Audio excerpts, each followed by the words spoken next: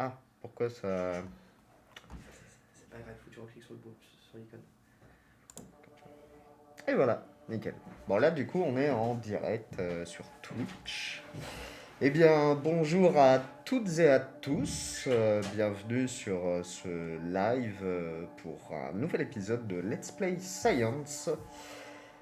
Aujourd'hui de bon matin, je me présente tout d'abord, je suis Damien Bouévin, le coordinateur de l'association Néméthone et le partenaire de Simon Chupin sur cette série de live où nous invitons des chercheurs, des vulgarisateurs et différentes personnalités pour qu'ils nous parlent de leur spécialité tout en jouant aux jeux vidéo de bon matin dans une bonne ambiance matinale. Aujourd'hui, nous allons jouer à un jeu vidéo qui s'appelle Plague, Plague the Cure. Il y aura plus spécifiquement, nous allons jouer à l'addon The Cure. Plague, c'est un jeu qui est sorti en 2012, dont on fête d'ailleurs les 9 ans dans peu de temps, dans 2 semaines. Il a été créé par Endemic Creation. Endemic Creation, qui est un studio anglais. Plague, c'est le premier jeu de Endemic et c'est quasiment le seul. Dans ce jeu, historiquement, les joueurs jouent une pandémie, en fait, jouent le rôle d'une maladie et ils doivent améliorer la maladie dans l'objectif de contaminer un maximum de personnes à travers le monde. Mais en 2020, avec l'arrivée de la pandémie, Plague, le studio Endemic, a sorti un add-on qui s'appelle The Cure, où là, ce coup-ci, l'idée c'est de plus jouer le virus, mais de jouer un équivalent de l'OMS, en fait. Et de combattre, détecter et combattre le virus. Cet add-on, il a été fait avec pas mal de spécialistes, notamment de l'OMS. Il y avait vraiment une volonté de le rendre très réaliste. On va voir ensemble qu'il y a vraiment pas mal de mesures sanitaires différentes et qu'il faut gérer en fait l'adhésion de la population. Si on fait trop de trucs, et ben les gens ne sont pas contents. Si on n'en fait pas assez, ils sont pas contents non plus. Bon, du coup, il faut trouver un juste équilibre pour pas perdre l'adhésion de la population et attendre l'arrivée du vaccin, parce que c'est un peu notre objectif très rapidement dans le jeu, c'est de lancer la recherche pour le vaccin et de maintenir les choses à peu près stables en attendant l'arrivée du vaccin. On a le choix de la population, parce que le niveau de satisfaction, c'est pas pareil en France et en Norvège. Oui, effectivement, selon les régions du monde, certaines mesures vont pas avoir le même effet. Hop là. Par exemple, si on confine, il va falloir penser à faire des aides financières pour les populations. Et ça, il y a différentes possibilités en termes d'aides financières.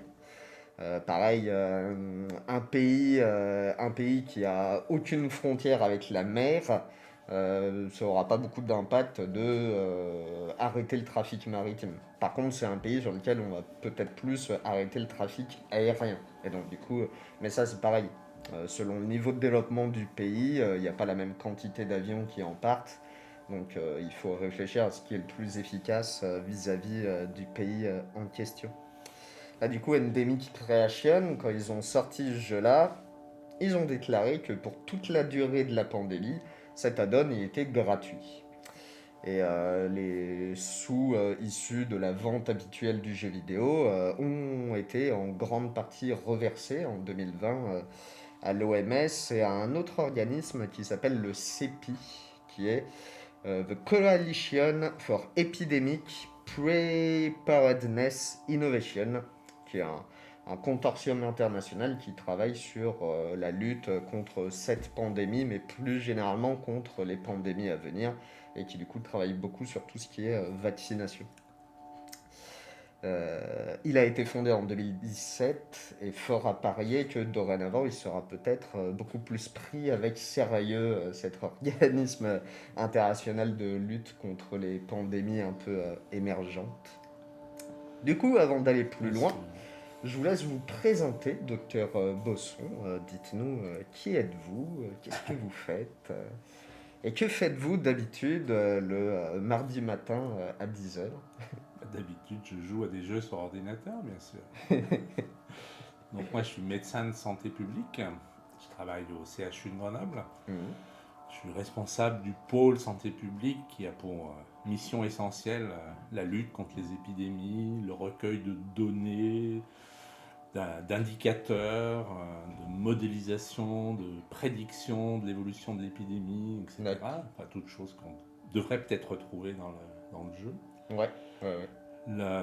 Je suis chercheur dans un laboratoire qui s'appelle TIMC, qui est un laboratoire qui mélange des médecins, des biologistes et des gens autour de la notion de maths, informatique, physique. D'accord, ok. Et vous faites ça depuis combien de temps? Depuis longtemps. Vous avez eu l'occasion de j'ai voir fait- beaucoup d'évolution dans votre métier, du coup. J'ai fait toutes mes études de médecine à Grenoble, donc Ouais. je suis arrivé en 76, je crois 77. D'accord. Depuis ma Haute-Savoie natale, Ah, moi aussi, je viens de Haute-Savoie.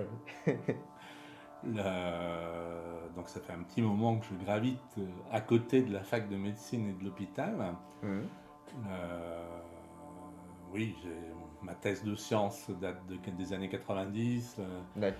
Mon premier DEA, les actuels masters sur l'intelligence artificielle en médecine, c'était D'accord, en 87. Ah, ça a dû sacrément évoluer depuis Il n'y le a temps. pas du tant coup. que ça. Ah ouais? Ah, Et ça serait un débat. Non, les approches modélisation n'ont pas tellement bougé. D'accord. Ce qui a Ok. énormément bougé, c'est ce qu'on a devant nous. Un ordi comme celui-là, c'était un supercalculateur dans les années 80. Ouais, ouais. Donc, Et ça occupait toute une donc la- pièce voilà. à l'époque. donc Ouais. la capacité à traiter des données massives a complètement été bouleversée. La manière de les traiter, à mon sens, n'a pas été complètement bouleversée. D'accord. Ok. On réinvente la poudre comme tous les 20 ans à peu près. D'accord. Ouais, c'est intéressant parce que là, du coup, dans le cadre de ce jeu vidéo, que ce soit le mode normal ou là le mode qu'on va utiliser, The Cure, il y a cette notion de modélisation de l'épidémie dans le sens que elle elle se propage de manière assez bien modélisée au sein des différents pays. Il y a beaucoup de paramètres qui entrent en jeu. Et ces paramètres, il faut être un bon joueur pour commencer à les comprendre. Ça va être influencé dans le pays dans lequel ça va émerger, des choses dans le genre. Mais là, pour l'instant, on va déjà... On va voir, mais normalement, on va je déjà, devrais comprendre comment ils ont modélisé la. C'est un de nos dada et c'est une de nos spécialités. Donc j'ai bien sûr une petite idée de comment mes collègues ont pu tenter de modéliser la diffusion de Ouais. la bactérie, du virus. Là, du coup, quand on lance ce mode de jeu, d'ailleurs, oui, bonjour à toutes et à tous dans le chat. J'espère que vous allez bien en ce bon matin de mardi 11 mai. Et bienvenue à toutes et à tous. Il me semble d'ailleurs que dans les spectateurs aujourd'hui, il y a peut-être quelqu'un que vous connaissez, Madame Ghislaine Pella, avec laquelle on travaille sur un autre projet, Simon et moi, et qui vous passe le bonjour. C'est super. Ghislaine et moi sommes venus de notre Haute-Savoie D'accord. en même temps, la même année, faire Ok. des études à Grenoble. D'accord. Du coup, là, au début de partie, on choisit quelle maladie on va combattre. Bon, alors, les plus difficiles pour l'instant sont encore verrouillés, parce que c'est une partie un peu neuve. Mais on retrouve bactéries, virus, parasites, champignons, prions. Et déjà, une première question un peu, c'est quoi la différence entre tout ça? C'est quoi la différence entre un virus, une bactérie, un microbe? C'est quoi un peu c'est quoi un peu tout ça? Microbe, ça désigne tout ça, c'est ça? Oui, microbe, c'est un terme générique de petites bêtes. D'accord. La différence, c'est leur capacité, leur complexité. Une bactérie, c'est déjà un organisme nettement plus complexe. Mhm. Et c'est intéressant parce que comme il est complexe, on a assez rapidement trouvé des points de faiblesse. D'accord. Donc les antibiotiques. Ouais. Ouais. Un virus, c'est souvent plus rustique. Et on a en gros aucun traitement curatif antiviral, Ouais. quel que soit le virus. Ouais. Quand vous avez le rhume, personne ne vous propose un traitement en disant pchit, le virus va disparaître. On dit Il n'y a pas d'antibiotiques pour les virus. voilà, il n'y a pas de molécule antivirale Ouais, ok. extrêmement efficace parce que justement le virus est plus simple et qu'en gros s'attaquer au virus c'est s'attaquer à l'ADN et ça fait du mal aux cellules normales en fait. Ouais, ok, d'accord. Voilà, puis un parasite c'est une autre structure qui a besoin, comme son nom l'indique, de squatter un organisme pour Ouais, arriver ouais, à développer son cycle de vie. Donc le parasite clé typique, c'est le paludisme, ouais. sur lequel on a quand même quelques armes, mais sur lequel on a beaucoup de mal à trouver, par exemple, des stratégies vaccinales. Ça, c'est transmis par les moustiques, c'est ça? Les moustiques, oui, D'accord. Ouais. c'était présent dans nos régions, hein, Ah ouais? la tronche, l'hôpital des Sablons, il est dans une zone qui était une zone de palu, en fait, dans les D'accord. années 50. Ok. Il y a une des premières publications signées CHU de Grenoble, c'est le paludisme à la tronche. C'est quand même fou parce que pour moi c'était plus une menace qui concerne genre potentiellement un peu le futur. Bah, c'est On bien dit qu'avec pour le retour ça. avec l'arrivée du moustique tigre, il va y avoir peut-être des maladies qui arrivent. Donc du coup pour moi c'était une menace du futur, le paludisme et tout et tout. Oui, alors comme dans n'importe quelle discipline, il faut connaître l'histoire pour prédire le futur. Et Ouais, il n'y a donc pas si longtemps que ça, il y avait des cas de paludisme autochtone chez les d'accord, enfants, c'est fou. parce que les méandres de l'Isère créaient plein de réservoirs d'eau, Ouais, et que réservoir d'eau stagnant égale favorable pour l'anophèle, l'insecte qui peut contaminer et transmettre le palu. d'accord, Et il y en avait ok, plein ici, ok, il y en avait c'est plein fou. en Italie, hein. Toutes les zones d'Italie étaient des zones de palu. Ouais. On verra du coup Et donc si. forcément, toutes les conditions sont là pour que ça revienne très Ouais, facilement. ouais, j'imagine, j'imagine. Du coup, là, du coup, on va jouer à un virus, plus Ouais. spécifiquement. Un virus, comment ça marche concrètement? Comment ça fonctionne? Grossièrement, comment est-ce qu'on pourrait résumer? Bon, bah, un virus, déjà, bon, je sais moi-même un peu la réponse, mais genre la différence avec une bactérie, c'est que ce virus, déjà, il se reproduit pas tout seul, c'est ça? Je serais ravi d'avoir la réponse. Non, moi, je suis pas spécialiste de biologie. Alors, comment ça marche un virus c'est, je ne serais pas pertinent pour donner une réponse très. Ça franchit les défenses de l'organisme, Ouais, dites défenses non spécifiques. Donc, on a des petits cils, on a la peau qui nous protège de tous ces mhm, micro-organismes. Quand ça les franchit, parce que par les aérosols en particulier, que ça arrive à rentrer dans le nez, la gorge, les poumons, mhm, ça réussit ou pas à créer sa niche. ouais, Ça prolifère, ça déclenche des réactions de défense qui sont elles-mêmes responsables des signes de la maladie finalement. La réaction d'accord, ok. inflammatoire, c'est une manière de se défendre. La température, l'hyperthermie dans la grippe est une manière non spécifique de lutter contre le virus. C'est pour ça qu'après avoir dit il faut absolument pas que personne ait de la température, finalement on dit tant que vous allez pas mal, respectez votre température. C'est une manière de votre corps de lutter contre un Ouais, agresseur ouais, ouais, extérieur. Donc tant que c'est supportable pour vous, ne prenez pas de paracétamol. ouais, je vois. La- voilà, le problème du virus, c'est que c'est en gros un brin d'ADN, et que donc c'est encore une fois très rudimentaire, et que ça va squatter l'organisme. Donc si on veut l'éradiquer, en général on fait du mal à l'organisme. Ouais. Si on l'attaque à la bombe atomique, on peut attaquer le virus, mais on a peu de chances de laisser indemne le patient, Ouais, je vois ce le qui est gênant. principe. On a une première question du chat. Un même remède pour tous les coronavirus, est-ce que ça serait possible? Est-ce qu'il est possible d'imaginer un truc en commun pour tous les coronavirus? Alors, ça dépend de ce qu'on appelle un remède. Ah ah. Si on veut tuer le virus, le faire Ouais. disparaître, avoir un produit virucide. Hmm. Pour l'instant, encore une fois, moi je ne suis pas spécialiste de microbiologie, hein, mais de tout ce que j'ai lu, on ne peut pas imaginer une molécule qui serait standard pour tous les coronavirus, pour tous les mutants à Ouais, venir, ouais, et qui, comme un antibiotique, vous débarrasserait l'organisme ouais, ouais. complètement. Chaque virus est aussi Zéro virus. Il spécifique. n'y a qu'à prendre l'analogie avec le virus du sida. Ouais. On a commencé avec des antiviraux qui étaient extrêmement toxiques finalement Mhm. pour les gens, donc le rapport bénéfice-risque n'était pas clair. Ça s'est amélioré, mais à l'heure actuelle, c'est des trithérapies, des quadrithérapies. Il faut attaquer par différents morceaux, Ouais, ouais, ouais. différentes mécaniques pour arriver à un résultat, somme toute, perfectible, quand même, Ouais, qui a ouais, transformé qui l'histoire du bloque sida. la contamination, mais Donc cette qui combat pas histoire-là, le où il y a eu virus. énormément de travaux de recherche, il y a eu énormément de mobilisation, qui dit on n'a pas réussi à trouver une molécule qui Mhm. suggère quand même que c'est un challenge. Ouais, Non, ouais, la il y aura réponse, peut-être pas. Ouais, ouais. je vois pas nulle part. Ouais, un peu comme pour le cancer. Il n'y aura pas de remède contre le cancer, parce qu'en fait, ça veut rien dire. Il Oui. n'y a pas le cancer.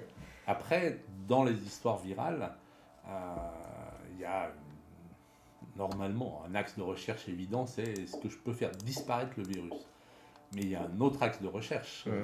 c'est est-ce que je peux aider l'organisme à beaucoup mieux tolérer ce virus. Ouais, ouais, Donc, ouais. des approches moins spécifiques du virus et plus renforcement de l'organisme.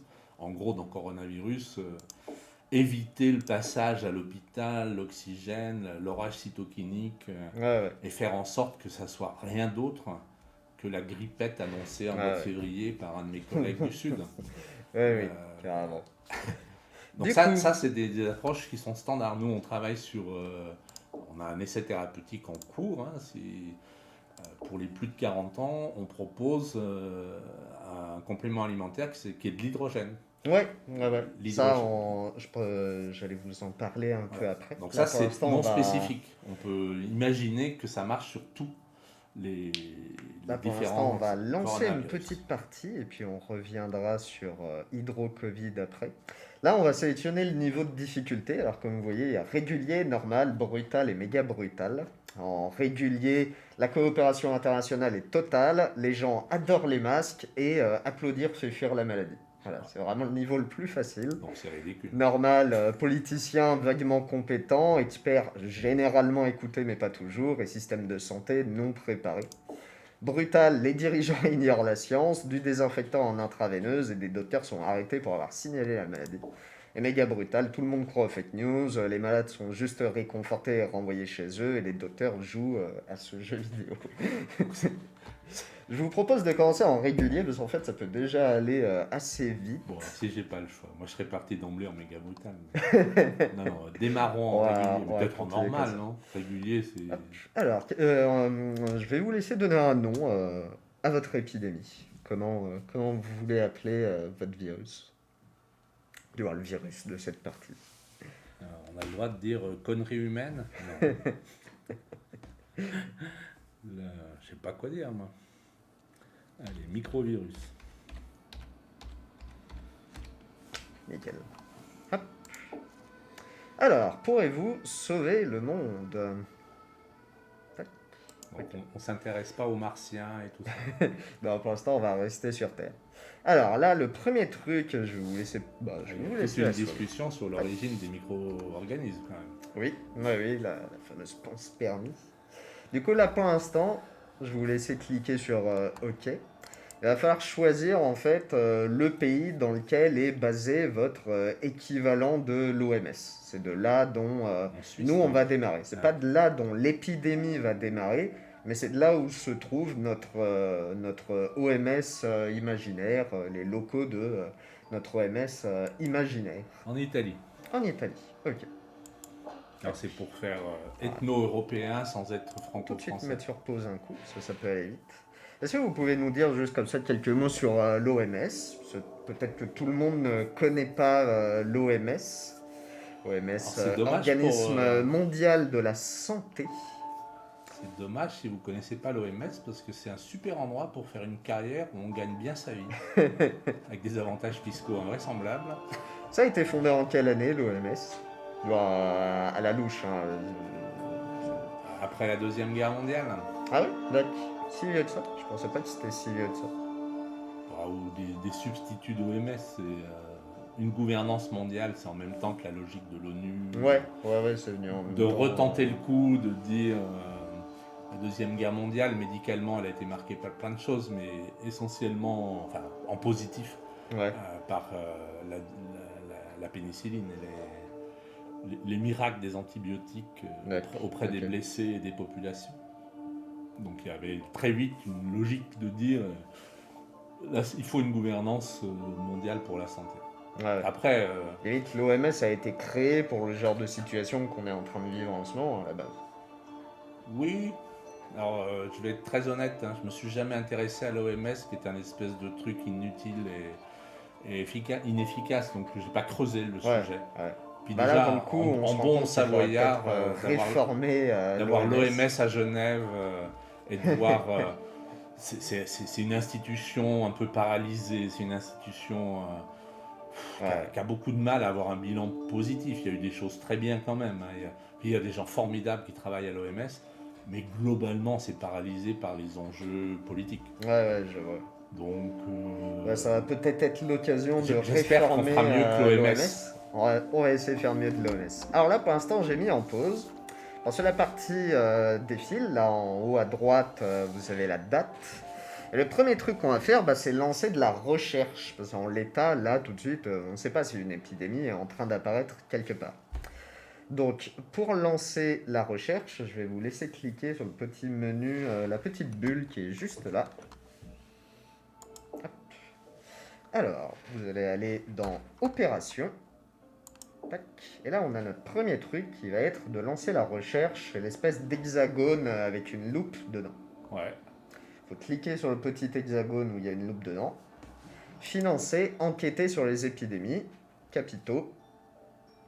Monter des équipes d'enquêteurs dans le monde entier pour trouver des épidémies locales, rassembler des ressources et coordonner votre réponse. Ça, c'est vraiment le lancement de la recherche préventive.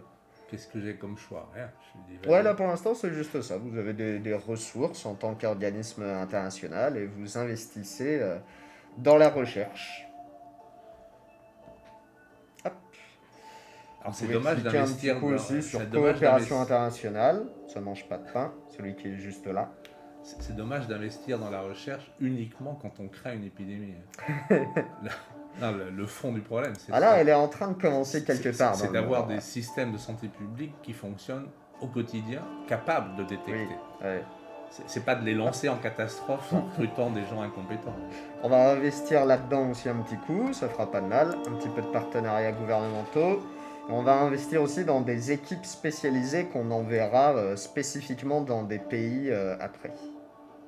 Hop. Capitaux. Voilà. Hop.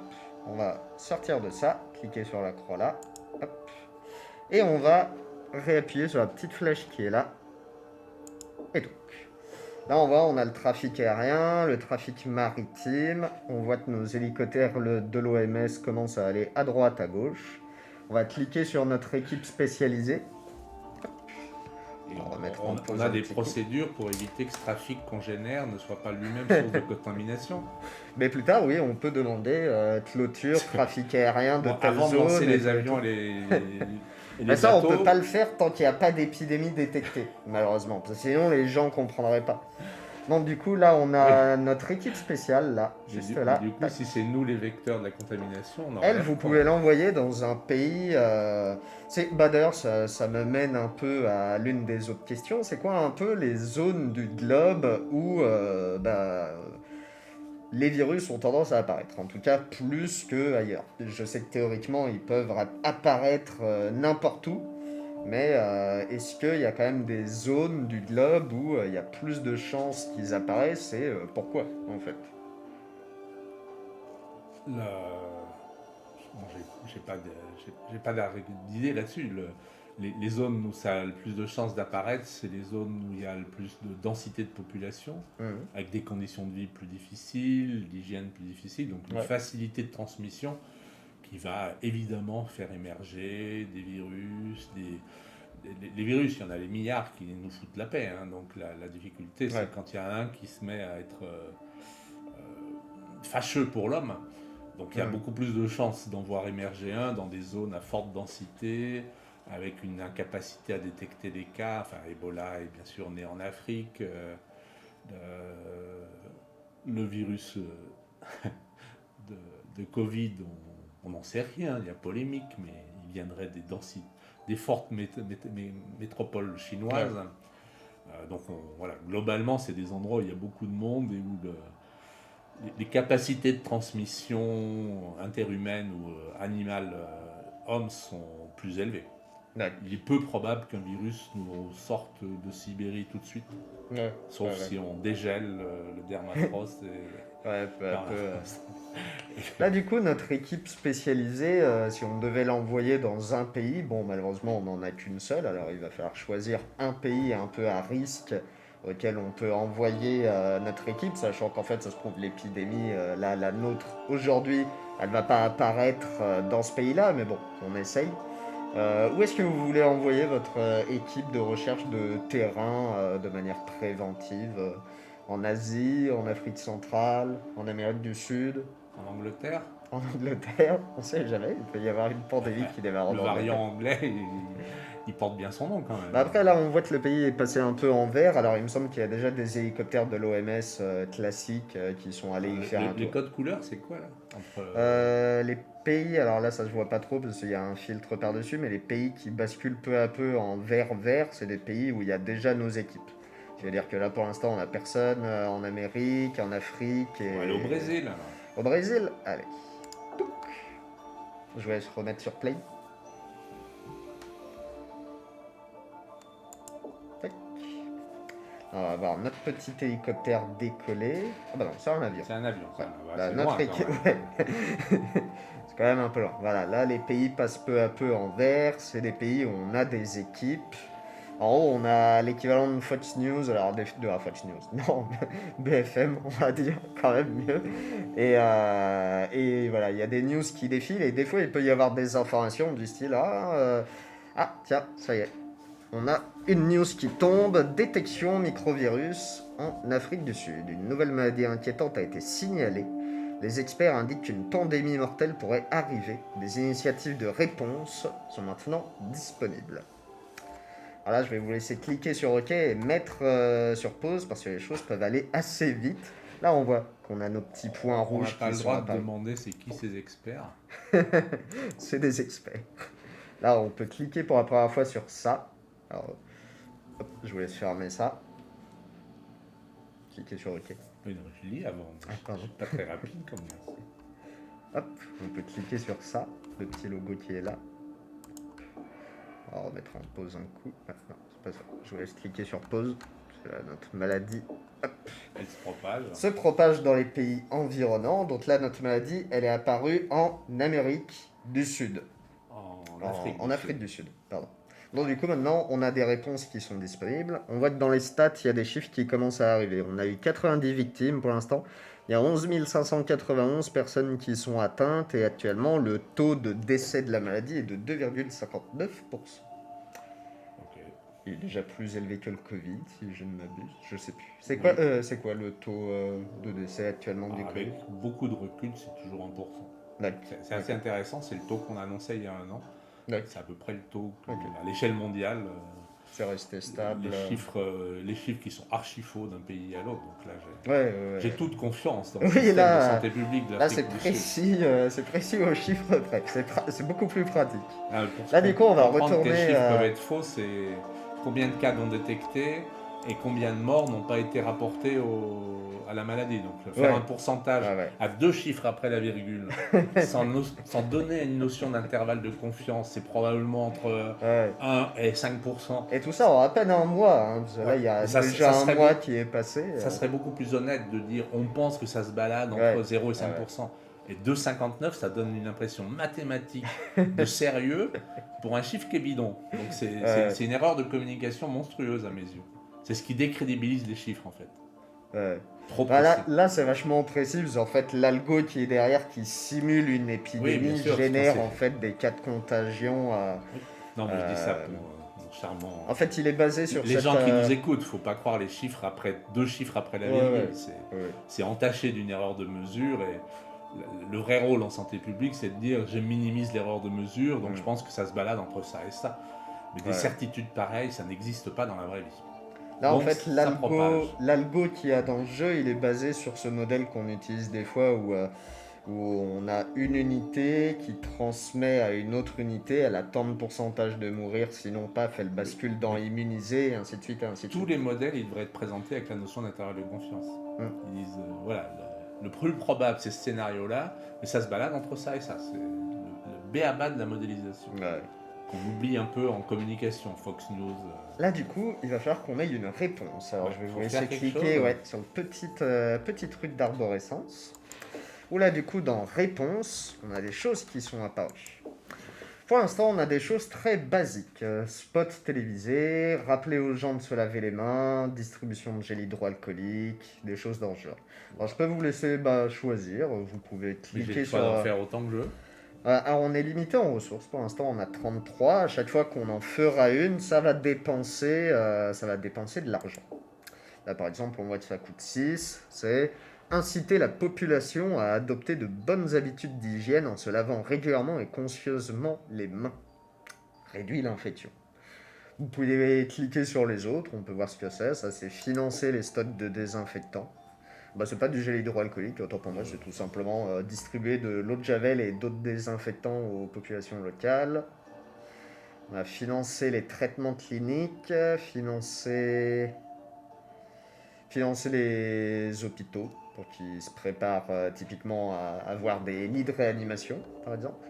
Oh là là, c'est d'emblée On a financé c'est des d'emblée très dispositifs de pessimiste. suivi des contacts. Alors ça, comme c'est marqué quand on clique dessus, ça marche bien tant qu'il n'y a pas beaucoup de cas.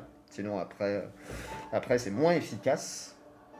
Ouais, si on n'essaye pas maintenant, moi je... Vous pouvez choisir. Là, ça coûte que 4. On peut financer ça et financer encore d'autres trucs.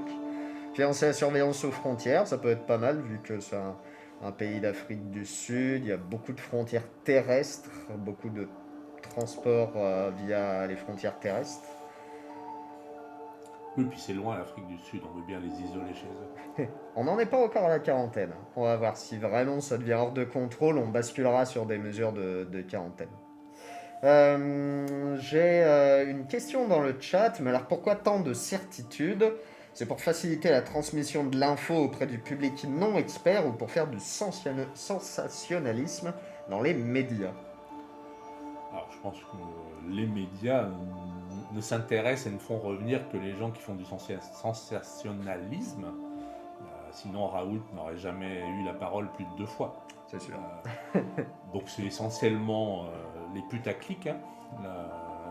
Donc évidemment, si on expose lentement des concepts compliqués en disant on n'est pas sûr, il y a des incertitudes, c'est moins vendeur. Vous n'avez aucune chance de revenir. Ouais.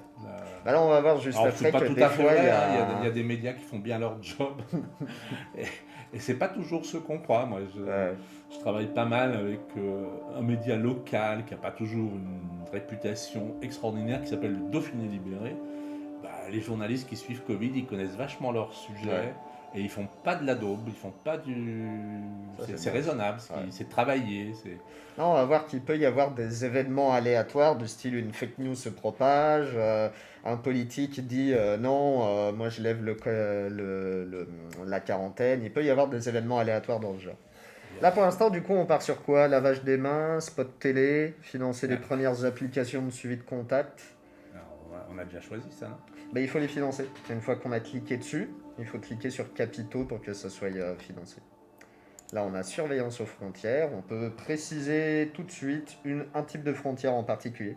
Terrestre, maritime ou aérien. Sachant que là, on part d'Afrique du Sud. Parce que c'est un pays qui a potentiellement beaucoup... à vue de nez, je dirais maritime et peut-être terrestre, mais à voir. Il faudrait les 3. Hein.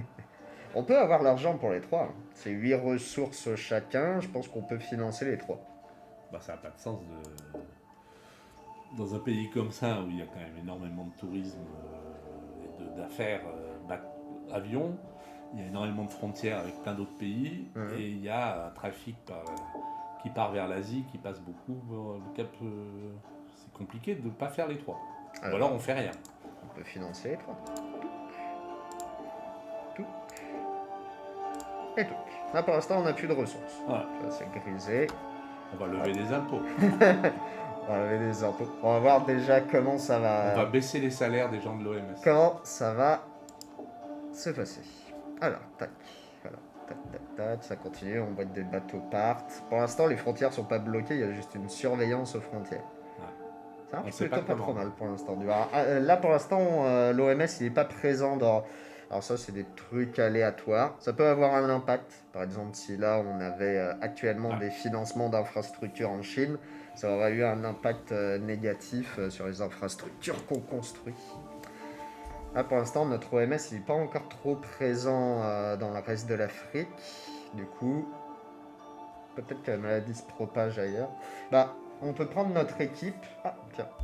Microvirus, recherche du vaccin disponible. Alors ça c'est très bien, parce qu'il va falloir qu'on la lance tout de suite, parce que ça prend beaucoup de temps la recherche. On peut cliquer sur ça et ça. Ça nous donne en fait des ressources. Mettre sur pause. Touc. On va retourner dans notre arbre. Et on va lancer la recherche d'un vaccin, parce que ça va prendre du temps. Ça c'est dans opération. Et là on a recherche, si je dis pas de bêtises, c'est ça. Recherche du vaccin. Hop. Capitaux. Ça y est, notre recherche est lancée. Plus tard, on pourra l'accélérer si on veut. Il y aura même des trucs genre prendre de l'avance sur l'industrialisation du vaccin. Ça permet de raccourcir les étapes de validation médicale du vaccin. Hop, là on peut fermer parce qu'on n'a plus de ressources. Hop, on peut remettre sur play. Hop. Bon là, à certains moments, je pense que ça va se mettre à faire pop, pop, pop. Enfin, ça, il faut cliquer. Quand ces trucs-là, ils apparaissent, pouf, ça nous donne des ressources. La maladie se propage en Afrique, tranquillement. Je pense qu'il va falloir commencer à prendre des mesures. Remettez sur pause. Touc. On va dans l'arbre. Tac. On va prendre nos premières mesures de quarantaine. Alors là, on a les 5 grands blocs continentaux. Océanie, Afrique, Amérique du Nord, du Sud et Europe, Asie, il me semble. Donc, Alors là, on a notre Afrique. Quand on clique dessus, c'est des alertes. Qu'est-ce que ça veut ça dire va une déjà alerte être cliqué dessus, il va y avoir un peu d'explication. Annoncer des inquiétudes au sujet de la propagation dans cette zone. Pour l'instant, ça coûte pas cher. On va faire plus que ça, parce que ça a déjà pas mal avancé. On a déjà financé ça, et pop, il y a d'autres trucs qui apparaissent. Moi, je trouve Là, ça on a bien. la quarantaine. Et là, à côté, c'est que des fermetures de frontières bien spécifiques, terrestres, aériennes ou maritimes. Quarantaine, c'est vraiment les gens qui restent chez eux. Par contre, c'est lourd. Si on part sur la quarantaine, il va falloir mettre en place des mesures d'aide financière. Surtout vu que c'est l'Afrique.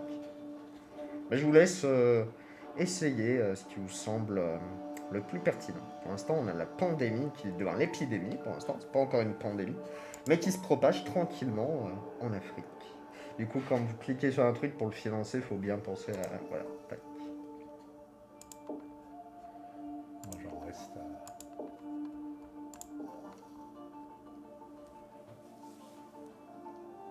à... Alors, on a quelques questions dans le chat. Est-ce qu'il y a la mesure éternuer dans son coude? Il me semble que ça fait partie des mesures de prévention spot télé. On peut les enclencher si on veut. Il me semble qu'on les a pas encore pris. On a de l'argent pour le faire. Oui, Alors, oui, bien sûr. D'autant plus que ça, c'est valable pour la grippe, le rhume. Oui. Donc finalement, bon, bah, ça serait une bonne habitude à garder. On va financer un peu des spots télé. Encourager la responsabilité personnelle concernant la propagation du virus. Vous êtes sûr qu'ils regardent la télé, tous ces gens? C'est une bonne question. Est-ce que ça a le même effet en Afrique que si on faisait des spots télé en Amérique du Nord? Je connais pas bien l'audimat en Afrique. En ex-Rhodésie ou dans des pays comme ça, au Zimbabwe, mais voilà. On va dire que c'est le propre de l'OMS de ne pas avoir d'ancrage territorial fort. En parlant du coup de l'OMS, avant la crise du Covid, est-ce que c'est déjà arrivé qu'il y ait comme ça des mesures de confinement ou de fermeture de frontières prises de manière nationale ou supranationale pour d'autres types d'épidémies par le passé? Est-ce que c'est arrivé qu'on mette en place des l'OMS a aucune danger autorité supranationale. Elle fait des que recommandations. Donc non, il n'y a pas d'autorité, c'est les pays qui décident. Le modèle le plus récent qui faisait peur à tout le monde, c'est Ebola, avec des mesures extrêmement stricte, avec un taux de mortalité qui est beaucoup supérieur à Covid.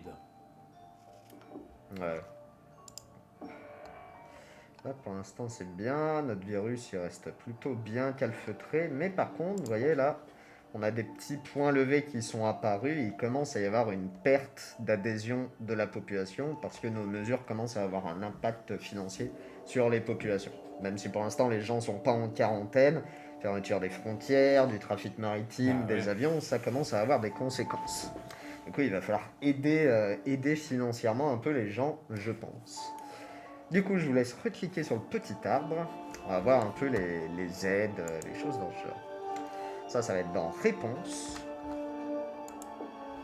Non, dans Opération. Voilà. Alors, le petit point levé qui est là, ça va être plan de chômage technique. C'est déjà un bon début, et ça devrait réduire un peu le non-respect, parce que du coup, plus elles ont d'impact, moins les gens vont les respecter. Du coup, il faut s'assurer que le respect reste élevé en attendant la fin de la recherche sur le vaccin. Du coup, ça, on peut déjà le financer un coup. On peut le financer et on peut quand même dire que ça dépend énormément du niveau social du pays. Ouais. Quand même, c'est très français ça par exemple. Oui. Alors, l'Afrique, il y a une partie d'Afrique francophone, mais c'est... Je pense qu'on va accélérer aussi un petit peu notre recherche médicale avec ça. Là ? Ouais. Voilà, ça mange pas de pain. Voilà, dorénavant, nos chercheurs travaillent jour et nuit. Ça fera pas de mal pour accélérer un peu la recherche qui est ici, pour l'instant, à 6%. L'épidémie reste en Afrique, mais bon, il faut que ça avance, quand même. En pensant au vaccin, d'ailleurs, on voit qu'il y a quand même beaucoup de vaccins différents. Du coup, est-ce qu'il y a un vaccin qui est mieux qu'un autre? Pourquoi il y a autant de vaccins différents, en fait? Alors ça, c'est plutôt un bénéfice qu'il y ait eu beaucoup de vaccins différents et que différentes équipes de recherche, Oxford, les Allemands, plein de pays différents, ont mis en des pistes de recherche, des hypothèses, différents vecteurs, les ARN, des virus atténués. Si on avait tout mis le pari sur une seule hypothèse et qu'on se plante, on ne serait pas dans la situation où on est. Donc c'est plutôt très bien. La recherche, c'est creuser plein d'hypothèses, se planter 9 fois sur 10 et une fois sur 10, savoir raison. Plusieurs vaccins. C'est évident que c'est plutôt bien qu'il y ait eu cette compétitivité et ces thématiques différentes. Après, est-ce qu'il y a un vaccin qui est mieux qu'un autre? Les données des recherches cliniques disent pas tant que ça. Les données de terrain, les seules données de terrain très fiables qu'on ait, c'est Israël. Pour l'instant, c'est là où il y a le plus de personnes vaccinées, c'est ça? C'est là où il y a le plus de personnes vaccinées, c'est là où il y a un suivi systématique avec des données de qualité. Parce qu'un pays qui est en guerre depuis 60 ans, il sait être en guerre contre le coronavirus. ça se discute pas. D'ailleurs, en pensant vaccination, nous vous rappelons que ça a même pris un peu d'avance, parce que finalement les rendez-vous sont prenables dès aujourd'hui. Un nouveau système est mis en place pour les publics non prioritaires pour la vaccination, qui est ouvert à toutes les personnes de plus de 18 ans. Si des rendez-vous sont disponibles la veille pour le lendemain, vous pouvez les réserver. Ça se passe sur Vite ma dose, qui compile plusieurs sites internet de réservation de rendez-vous en même temps. Et du coup, là, c'est lancé en cours de journée aujourd'hui. Sachant que si on a moins de 50 ans, on est concerné que par 2 types de vaccins, le Pfizer et le Moderna. Donc ça fait pas forcément beaucoup de vaccins, selon les estimations. Il y aura grosso modo 5000 rendez-vous disponibles comme ça par jour, en attendant la vraie ouverture à toute la population le 15 juin. Mais c'est toujours bon à prendre. Oui, puis c'est intéressant qu'il y ait des initiatives locales qui aillent plus vite que la consigne nationale. Ça pose des questions quand même, mais... ça pose des questions intéressantes. Bon là du coup on voit qu'on a des soucis de non-respect. Au Maroc, non-respect dans tout le pays, les gens ignorent les mesures de confinement. Soit il va falloir lever les mesures, on va remettre sur pause un coup, parce que là ça... Ah, l'Angola est submergé par le virus. Ok, cliquez sur ok. Oh, Ah, et mettre sur pause. Tac. Du coup, on a l'Angola qui est submergé par le virus, genre, typiquement, il y a trop de malades pour la capacité hospitalière du pays. Alors, quand on joue à Plague, à ce mode-là, ça arrive souvent. C'est souvent les mêmes pays qui, très vite, arrivent à saturation de leur système hospitalier. Mais là, il faut qu'on s'occupe aussi du Maroc. Donc, je vous laisse cliquer là-dessus. Pareil, ça va nous rajouter les... Juste là-dessus, ça va nous rajouter les ressources. Pouf. Et on va aller dans l'arbre. On va pas lever nos mesures. On va juste filer plus de thunes. On va passer au niveau 2. Ça devrait calmer. Voilà. Ajustez-vous à la nouvelle normalité en soutenant financièrement l'éducation, le bien-être et les droits humains. Réduit le non-respect des mesures de quarantaine. Voilà. Ce sera toujours ça de prix. C'est très mignon comme expression. Là, il nous reste 14 ressources. Peut-être qu'on peut financer encore un peu d'autres trucs. Bah, je vous laisse explorer un peu les autres petites icônes, sachant que ce qui est en bleu ou ici en jaune, c'est des choses qu'on peut financer. Et si c'est en noir, c'est qu'on les a déjà financées. Ça peut servir à différentes choses. Voilà, ça c'est pour spécialiser nos équipes d'intervention. Ça c'est pas mal parce que ça transforme nos équipes d'intervention aussi en chercheurs pour le vaccin. Une unité intelligente, ça serait bien de mettre de l'intelligence. Ça je me rappelle plus ce que c'est. Quand on clique dessus, qu'est-ce que ça dit? Je veux voir... C'est rendre les experts intelligents. Autoriser la présence d'unités spécialisées afin de mettre en place plus rapidement des stations de contrôle qui détecteront les épidémies locales. Ça, j'aimerais dire, maintenant que l'épidémie est là, c'est un peu tard. On a la coopération internationale aussi là-bas. Il me semble que ça, c'est des discours politiques, plus. Financer l'autorité. Voilà. Ça finance des discours politiques internationaux pour mobiliser... Ouais. Ça peut être pas mal. Ça, c'est spécifiquement nos unités. Peut-être que dans Réponse, il y a des financements plus globaux. Et d'ailleurs, je sais qu'il y a quelque chose qu'on a oublié. Il faut cliquer d'abord sur ça. Hop, on va le financer un coup. Capitaux. Voilà. Il faut que nos soignants ils aient des EPI. Parce que pour l'instant, ils vont très vite manquer de masques, de gants et de choses dans ce genre. Voilà. Distribuer de l'équipement de base incluant masques, visières, lunettes et désinfectants pour les mains. Donc là, on est en train de lancer des fabrications locales de masques, on est d'accord? Et des distributions. On envoie des stocks. Oui. Envoyer des stocks, ça sous-entend les avoir. Ouais. On a détruit plein de stocks en France parce qu'on n'a pas voulu les recycler, par exemple. Voilà, les choses sont bien faites, on les avait. On les a. Stocks. C'est ça. C'est bien sûr des masques. C'est des masques en tissu lavables et respectueux de l'environnement. Alors, bon, on continue d'avoir pas mal d'avions. Ah, un microvirus a infecté plus de monde que la tuberculose. C'est une maladie très infectieuse. Effectivement, notre taux de mortalité aussi a augmenté. Il est de 13% dorénavant, ce qui est plutôt... il commence à être assez lourd. Ça devient très fâcheux. J'ai bien fait d'activer un peu plus les services d'urgence. Ok. Voilà. Là, pour l'instant, on s'en sort pas trop mal. Le virus, on s'en sort pas trop mal, disons. Le virus reste en Afrique. Ça sort mal, mais le reste du monde, pas trop mal. En attendant, la recherche avance, donc on s'en sort pas trop mal. Et du coup, on en laisse faire. Voilà. Alors, crise sanitaire en vue. Le traitement médical classique est ignoré ou voit sa priorité réduite en période de pandémie. Le docteur avertissent que cela pourrait avoir des conséquences à long terme. Donc ça, c'est la prise en charge des malades non liés à l'épidémie. En attendant le vaccin, il faut qu'on finance des traitements curatifs. On va faire ça tout de suite. C'est curatif de l'épidémie. Au moins pour soulager les symptômes, en fait. Ça doit être dans J'avais compris que c'était le problème de...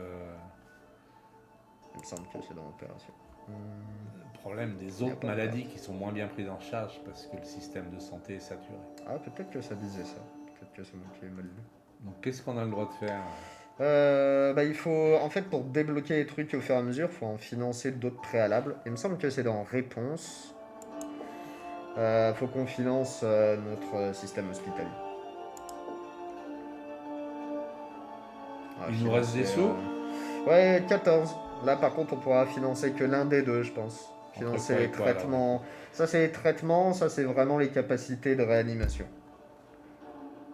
Ça, dans les traitements, ça va être traitements médicamenteux, soit pour pallier les syndromes, soit pour soigner la maladie. Pour l'instant, c'est utiliser du paracétamol, de l'ibuprofène et d'autres traitements classiques pour cibler les symptômes crucieux.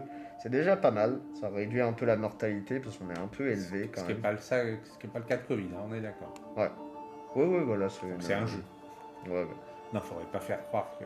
Sur l'ibuprofène, il a été montré récemment que c'était pas dangereux. Ouais. Mais en aucun cas que ça améliore la mortalité.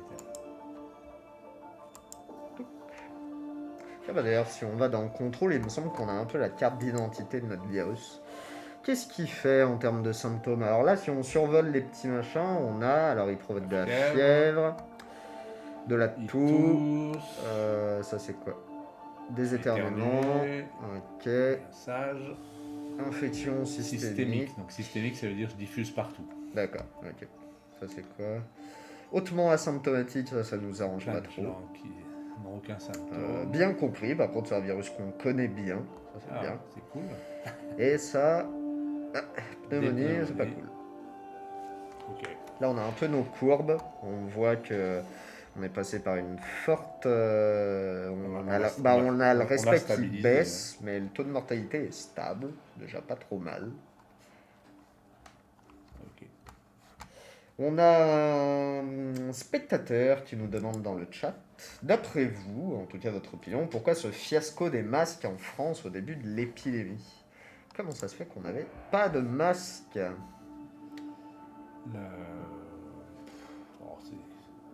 C'est systémique. Non, c'est pas systémique. C'est compliqué, il y a beaucoup de... C'est pas compliqué non plus. D'accord. On a une version hyper centralisée dans un pays jacobin au dernier degré. Il y a des territoires qui auraient pu s'organiser. On est parti sur du tout industrie, machin, alors que des masques en tissu bien faits rapidement avec des tas.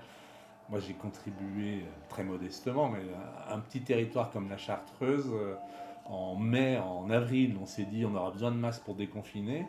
Il y a des industriels là-haut qui gèrent du tissu pour les sportifs, il y a des professionnels de santé, il y a des politiques, des territoriaux, puis il y a plein de gens qui savaient faire de la couture.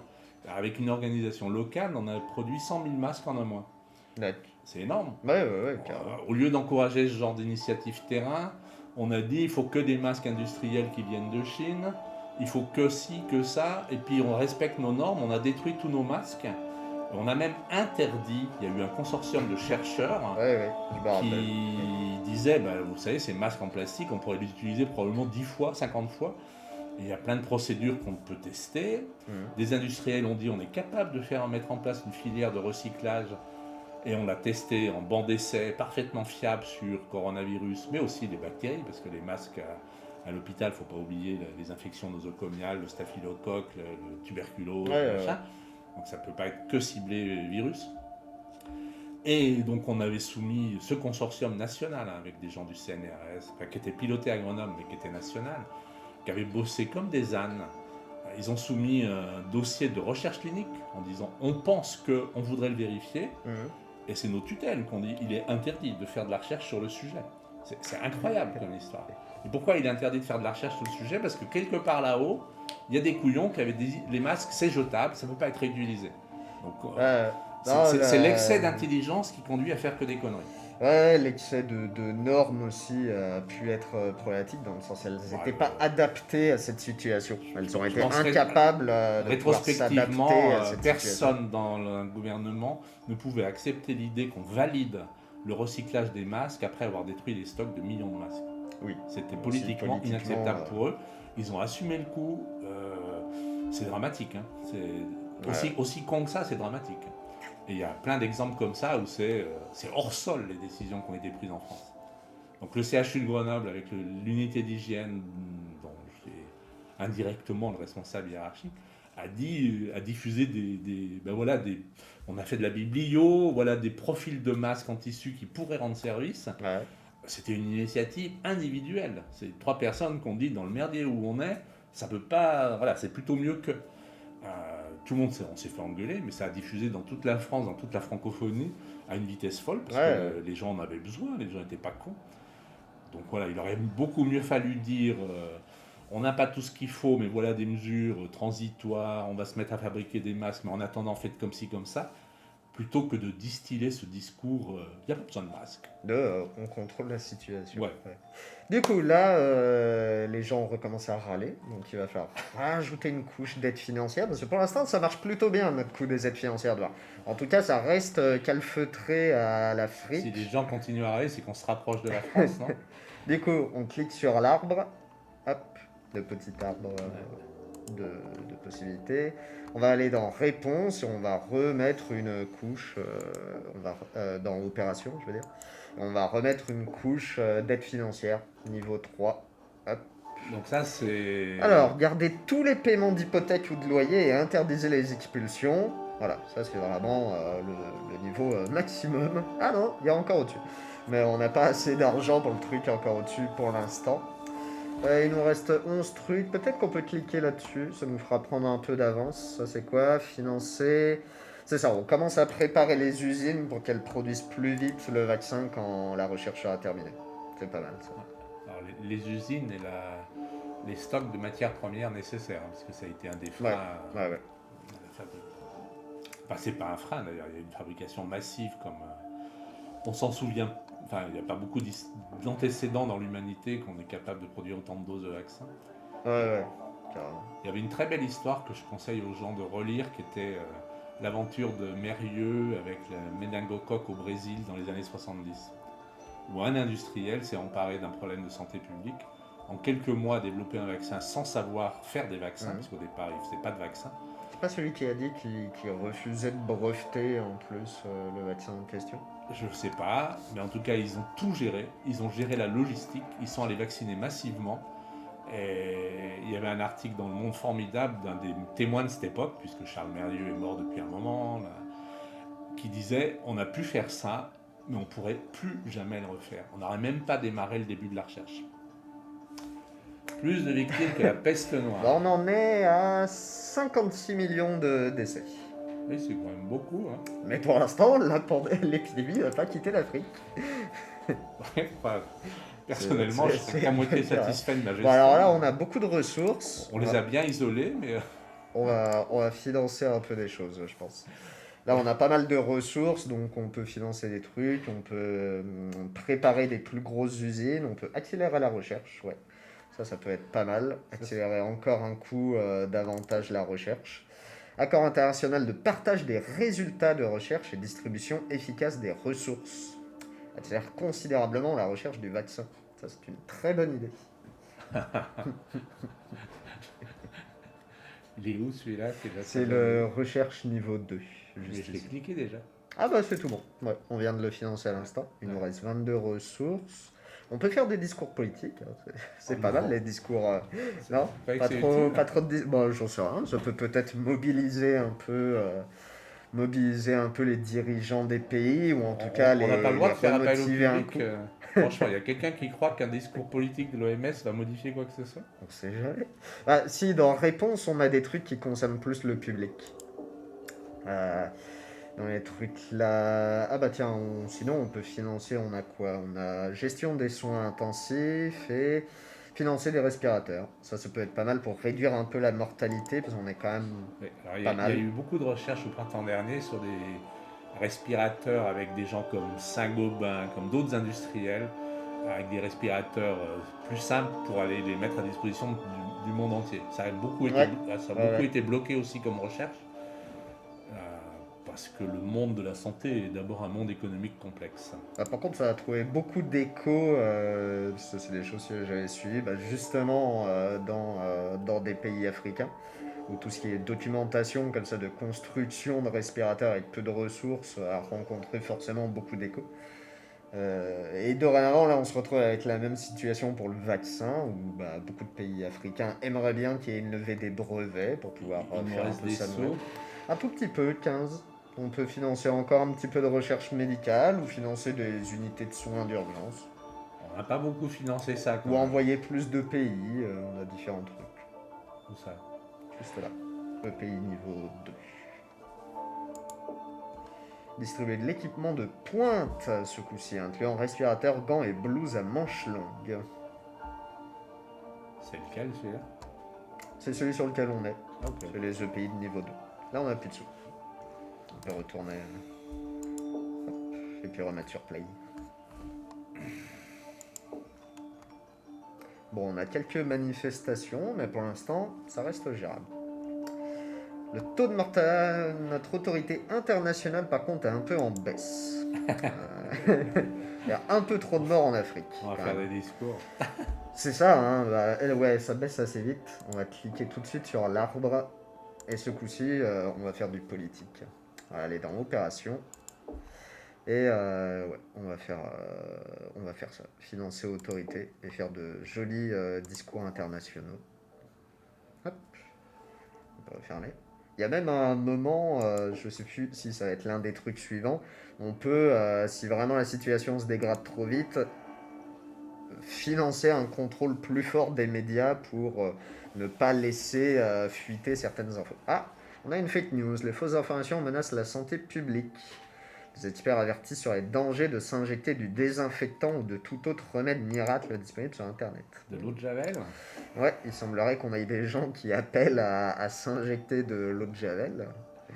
Bon. Ah, notre autorité recommence à baisser. Il faut qu'on finance des mesures. Ah, alors ça c'est pas ouf, c'est la censure temporaire, mais on finit par se faire gauler généralement. On peut refaire des discours plus poussés. Il y aura comme vous voulez, hein. Soit on contrôle un coup les médias, soit on fait des discours politiques. C'est incontrôlable.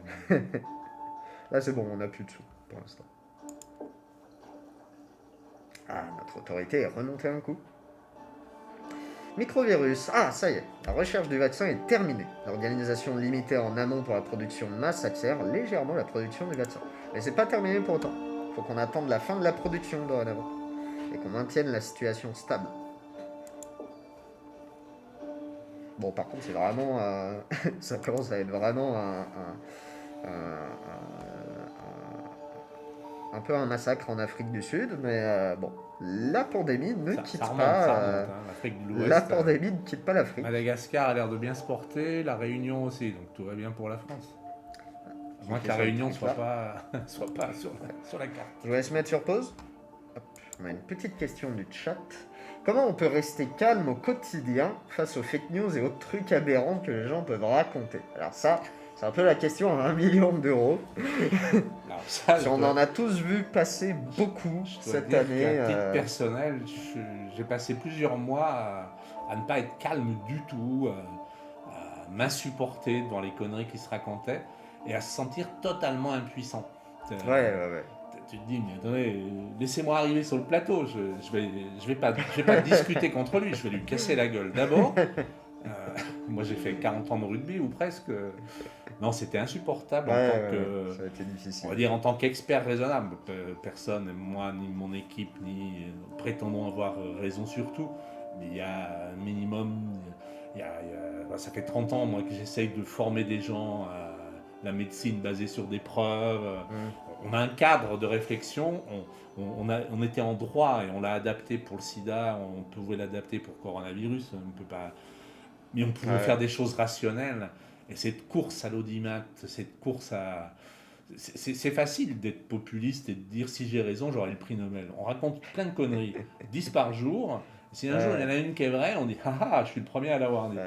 Est-ce que vous pensez que ça s'est amélioré quand même ces derniers temps ou sans plus? Je vois sur les réseaux sociaux l'année dernière, ça peut être très violent. Là, je sais pas. Bon, il y a eu le fameux documentaire. J'ai oublié le titre, moi je pense que ça s'est un peu amélioré. Je pense qu'il y a eu beaucoup de réactions par rapport à ça et du coup ça a calmé un coup. Bon, je pense pas que ce soit les réactions par rapport à ça, c'est incontrôlable, c'est incontrable ces trucs-là, mais c'est la lassitude. Au bout d'un moment, on parle d'un autre sujet, c'est plus drôle. Donc c'est ça qui fait éteindre un peu les réseaux sociaux. Même juste, notre cher docteur Raoult n'est plus invité. Il n'arrive même plus à... Si, il est quand même encore bien invité, un BFM et tout. Mais il n'arrive plus à provoquer parce que tout a été dit, tout a été fait. Comme il a eu tort sur tout. Ah oui, c'est ça le souci, c'est que quand on vient souvent, on finit en fait par se contredire soi-même, Mais et c'est devenu très difficile de pas voir qu'il se contredisait au fur et à mesure des mois. Ça gêne pas ces gens-là. Juste pour répondre à la question, oui, c'était une situation insupportable de se dire, putain, qu'est-ce que je peux faire? Moi, on m'a proposé Mediapart, on m'a proposé d'essayer d'animer une espèce de contre-discours. Ouais. Et après quelques réflexions et quelques petites tentatives locales, où dès que tu commençais à dire, vous savez, vraiment, on n'a pas de preuves sur l'hydroxychloroquine, tu avais des menaces de mort sur tes enfants. Donc, c'est bon, merci. Hein. À un certain moment, c'était même plus rationnel, c'était politique. C'était rebelle d'être pour l'hydroxychloroquine, en fait. C'était plus politique que quoi que ce soit. Donc il y avait ce sentiment d'impuissance et de profond énervement, avec quand même beaucoup de déception sur les médias. Que BFM TV fasse des saloperies, c'est intrinsèque à ce genre de médias. Que Le Monde en rajoute des couches et des couches, enfin, des journaux réputés, pondérés, qui travaillent au fond. Voilà, en tant que bon lecteur du Monde, abonné, déçu, voilà, un peu un télo qui se dit il y a quand même des revues de référence, des journaux de référence. Le coronavirus a cassé ça. Il reste important d'alimenter un contre-discours. Je vois qu'en fait, là, quelqu'un dans le chat nous dit Didier Raoult a ouvert sa propre chaîne YouTube où il fait des vidéos toutes les semaines pour alimenter ses ouailles en information sur le Covid. Je suis loin d'être Didier Raoult, mais je peux être mal rasé aussi. Et je suis loin de ces milliards de publications, puisque moi j'ai un rythme de publication juste raisonnable. Je lis les publications que je signe. Donc ça prend au moins un jour. C'est déjà pas mal. Ça prend un jour. C'est déjà pas mal. Mais il y a plein de gens autour de moi qui ont dit mais attends, ce que tu nous expliques là, c'est bien, tu sais parler. Fais ta chaîne YouTube. Mais c'est un métier à temps plein. Moi je pense que j'ai plus utile à faire. Puis si tu n'as pas des tas d'attachés de presse ou de spécialistes médias qui te font monter, tu n'as aucune visibilité. Avec un discours un peu plus complexe, un peu plus long. Ça se résume pas en 30 secondes. Donc, encore une fois, très modestement, c'était que des gens autour de moi. Je n'ai pas du tout la prétention d'être une vedette médiatisée. Mais c'est juste impossible, en fait. Voilà, L'IUHM, c'est les hôpitaux de Marseille. Je vois que quelqu'un marque ça dans le chat. Parce que sinon, ça veut dire qu'il fait même pas cette chaîne YouTube en son nom, il le fait au nom de des son hôpitaux institut. de Marseille. De son institut. Alors honnêtement, j'ai plus jamais cliqué sur un truc où il y a Raoult depuis, depuis un an. Donc, on va bloquer son nom. Mais c'est possible que les instituts de recherche, ils ont bien sûr leur communication propre. Et il y a même des gens qui font des trucs très bien dans l'institut de Marseille. Hein. Là, on va pas tarder à arriver à la fin de notre production. Tranquillement, les choses sont gérables. Du coup, est-ce que vous nous parleriez pas un petit peu d'hydro-Covid? Parce que j'ai vu ça en préparant l'émission, de l'eau soignée. J'avoue, ça m'a un peu surpris. Est-ce qu'on pourrait c'est pas de l'eau. Oui. C'est pas de l'eau. L'idée, c'est de l'hydrogène. Ouais. L'hydrogène, c'est un antioxydant. Ça vient bloquer des réactions biochimiques d'oxydoréduction. Ouais. Ça, c'est archi connu par les biologistes depuis 30 ans. Ça a été pas mal évoqué dans un certain nombre de maladies chroniques inflammatoires. C'est très utilisé avec des études assez convaincantes dans l'amélioration de la performance sportive, la récupération, la fatigue. Donc ça, il y a des études assez bien faites, publiées. Et ça a été utilisé très vite par les Chinois, février-mars, en tant que gaz. En même temps que les gens étaient sous respirateur, on balançait de l'hydrogène à haute dose, avec une publication randomisée en simple aveugle qui dit 30% de décès en moins. Donc il y a quand même un rationnel scientifique solide. Nous, notre idée, c'est de travailler là-dessus à l'hôpital, puisque en recherche, quand il y a une équipe qui dit j'ai un succès, il faut le reproduire avant de dire on commence à y croire. Donc il y a une étude en cours à l'hôpital de Grenoble sur des malades graves en hydrogène en gaz, ce qui permet de mettre des doses très élevées. Et puis on a eu l'idée plus originale de dire mais au fait on peut faire manger de l'hydrogène à des gens en mettant un petit comprimé dans un verre d'eau et que ça fait une eau gazeuse et les bulles de gaz c'est de l'hydrogène. Okay. Et c'est comme ça qu'on le boit. C'est une toute petite molécule, ça passe très bien la barrière digestive, ça diffuse partout par le sang et ça va dans les poumons. La complication Covid, c'est inflammation dans les poumons. Donc, pour faire simple, il y a un rationnel assez fort pour dire ça pourrait aider des formes modérées, toutes celles qui sont actuellement en ville, à qui on dit restez chez vous. Moi j'ai plein de malades au téléphone, puisque je m'en occupe de cette étude, je les suis en téléconsulte, qui disent c'est vachement sympa la sécu, mais ils s'occupent des autres en disant vous êtes sûr que vous avez contaminé personne, bougez pas, mais ils vous posent jamais de questions sur vous. Donc l'idée c'est de proposer un traitement très simple, pas cher, à effet secondaire proche de zéro, dont l'efficacité, même si elle n'est que de 10%, notre vaccination a commencé. Bravo. Même si elle n'est que de 10%, serait à l'échelle de santé publique un impact considérable. C'est que des personnes âgées, c'est ça? C'est 40 ans. Ah d'accord, ok, je pensais que c'était pour des personnes plus âgées. Non, on a Merci Estebest 100, après un abonnement de niveau 1 à notre chaîne. Merci beaucoup. Non, c'est 40 ans, Covid récent. L'idée, c'est d'arriver tôt dans la maladie, sans forme grave, pour éviter de passer aux formes graves, puis surtout d'éviter de passer au Covid long. L'idée, c'est que si c'est efficace pour récupérer d'un marathon avec moins de crampes, moins de fatigue, ça doit être efficace pour éviter que les gens traînent cette fatigue pendant des semaines et des semaines. La fenêtre, comme ça, elle n'est pas vachement courte entre le moment où on va détecter et avant l'apparition de syndrome court. Ça laisse combien de temps pour s'en rendre compte? Nous, on a mis la barre à 5-6 jours. Donc, c'est dans les 5-6 premiers jours des symptômes. C'est pour ça qu'on a fait pas mal de com', mais totalement en vain. Hein. On visait 450 malades depuis le mois de février. On en a 45 aujourd'hui. C'est un échec total, cette étude, parce que les médecins ne s'y intéressent pas beaucoup. Bravo. On va avoir le replay. Très heureux d'avoir sauvé le monde. Et on s'en est sorti avec seulement 130 millions de morts dans le monde. C'est moyen quand même. Hein. L'épidémie n'a pas quitté l'Afrique. Ce qui est pas trop mal en soi. C'est discutable. Ça aurait pu être si on en revient à un traitement aussi simple que l'hydrogène, qui encore une fois, on n'a pas voulu en faire la pub en disant c'est le traitement, on n'a pas voulu faire du Raoult, on a voulu le tester contre placebo.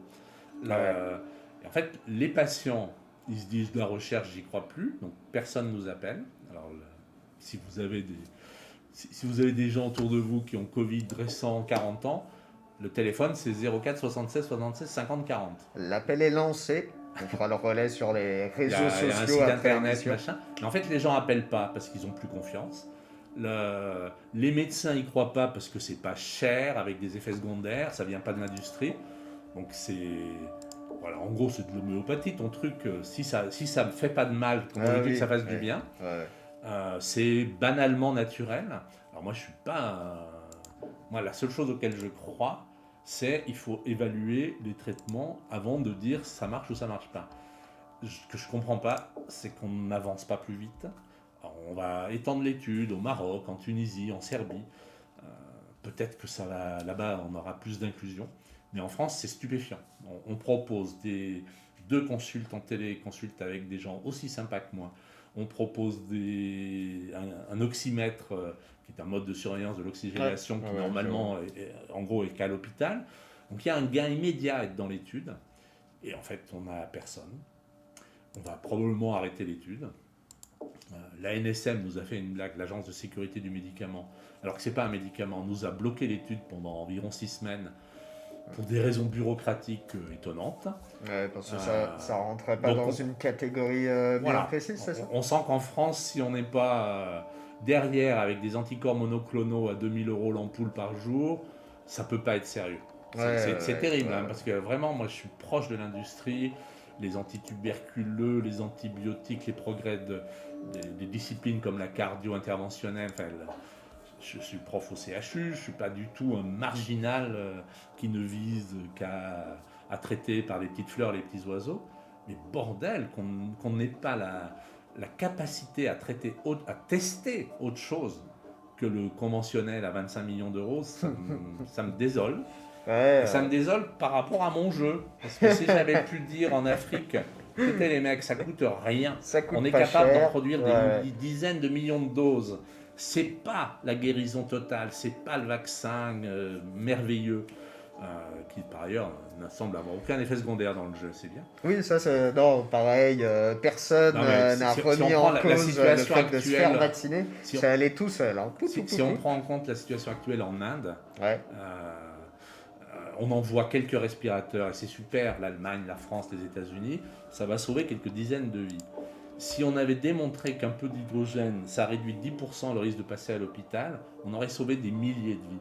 Ouais. Donc ne pas finir l'étude, peut-être qu'elle va être négative, hein. C'est l'eau de beaucoup d'études. Sinon, c'est pas de la recherche. Si on prend pas des risques, si on est sûr du résultat, c'est pas de la recherche. Mais voilà, j'ai une forme amère de déception incompréhensible. Les médias ont joué le jeu, les tutelles ont joué le jeu, le conseil départemental, la région, l'université soutient. Et on a dû merder complet quelque chose. Les malades ne nous font pas confiance.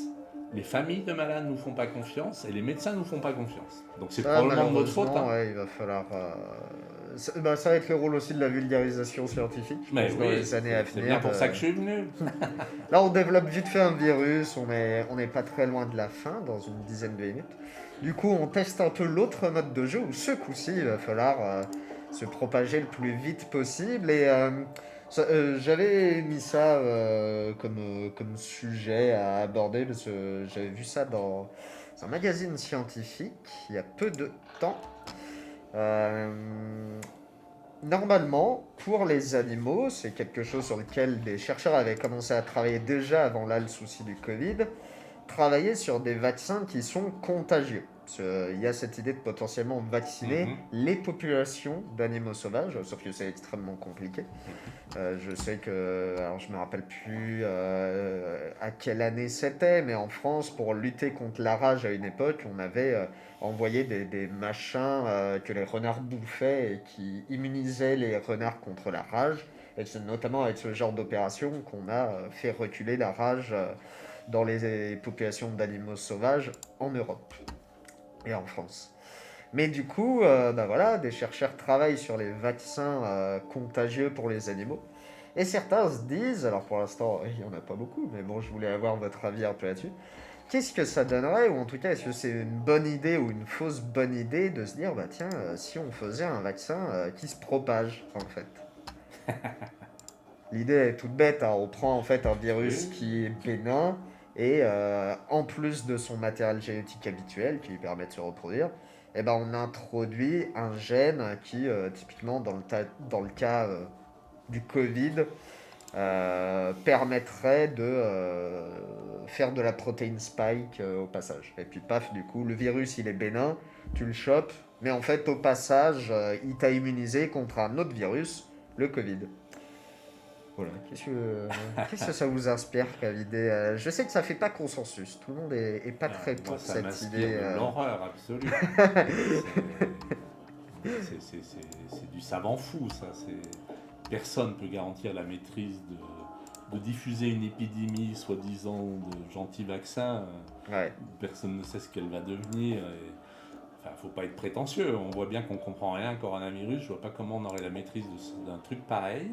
Et puis socialement, c'est une dictature mondiale où on ne demande rien à personne et on vous impose d'être vacciné parce que de toute façon vous allez choper ce truc-là. C'est sûr que c'est pas très honnête. C'est l'antithèse de l'évolution de l'humanité. Hein. C'est sûr que c'est pas très honnête, mais certains disent que ça serait un bon moyen de lutter contre la défiance vaccinale, voire même tout simplement de gagner du temps, beaucoup de temps. C'est le meilleur moyen de générer des légitimes. Moi, je serais le premier à alimenter des groupes d'opposition à ce truc-là. C'est le meilleur moyen de générer de l'opposition à ces stratégies-là. Vous y pouvez rien, vous allez le choper ou vous partez sur la Lune. C'est inimaginable. C'est compliqué, mais il faut travailler la conviction, il faut travailler les raisons. On a des tas de travaux sur la grippe à l'hôpital pour essayer de comprendre pourquoi certains soignants ne se font pas vacciner contre la grippe. Il y a oui, 1000 raisons. J'étais étonné qu'il y ait du personnel soignant en fait, qui ne se faisait pas forcément vacciner ou qui pouvait avoir des réticences envers la vaccination. Ce n'est pas des réticences envers la vaccination, il y a 1000 raisons. C'est l'efficacité partielle du vaccin, c'est quelquefois vraiment des anti-vax vrais de vrais. Pourquoi il n'y en aurait pas chez les soignants? Le monde de la santé, il y a autant de... il y a la même répartition de gens modérés, de gens extrémistes, de gens formidables, de gens cons. Il y a des médecins qui fument. C'est un monde très banal, comme le reste de l'humanité. Mais il y a aussi des raisons sociales, des raisons d'organisation du travail, des raisons tout bêtement de perception. Quand ça vient d'en haut et que c'est imposé, on est en France. Donc si c'est la direction qui veut que je me vaccine, je ne le ferai pas. C'est pour tes malades. Non, c'est de la Libye. Enfin, du coup, nos thèmes de recherche là-dessus, qui s'appliquent aussi à Covid, c'est très multidisciplinaire. On ne cherche pas à travailler avec la biologie uniquement. On cherche à travailler avec des psychologues, des sociologues. Et c'est des approches très multidisciplinaires comme ça qui permettront d'arriver vers des approches plus consensuelles et surtout pas un espèce de truc fou qui va échapper.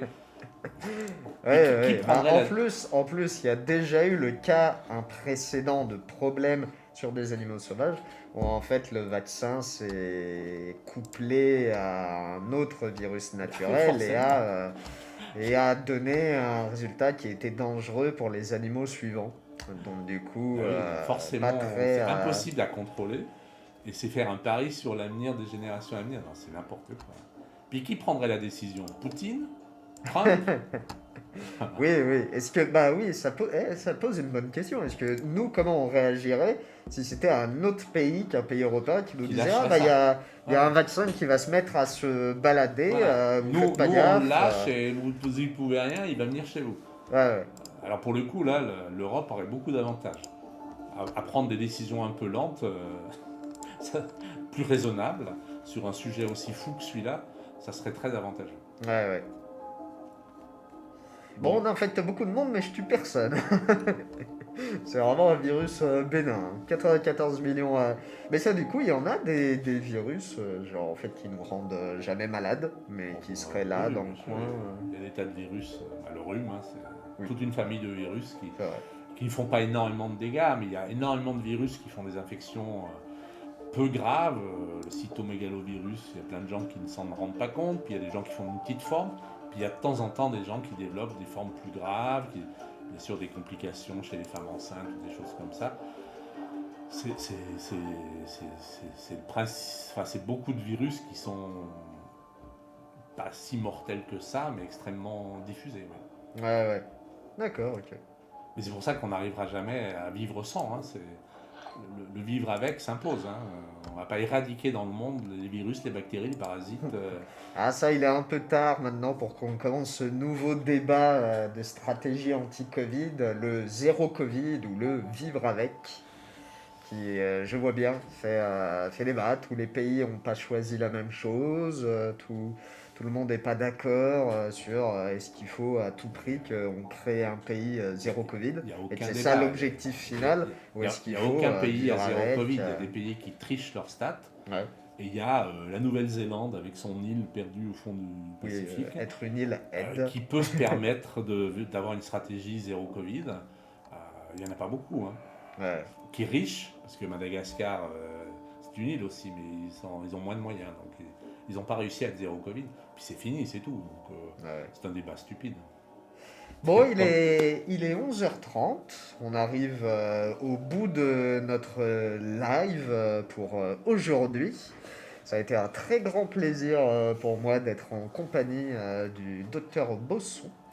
Et qu'est-ce que vous avez pensé du coup de cette petite partie de jeux vidéo Plague Est-ce que ça vous a paru bien fait?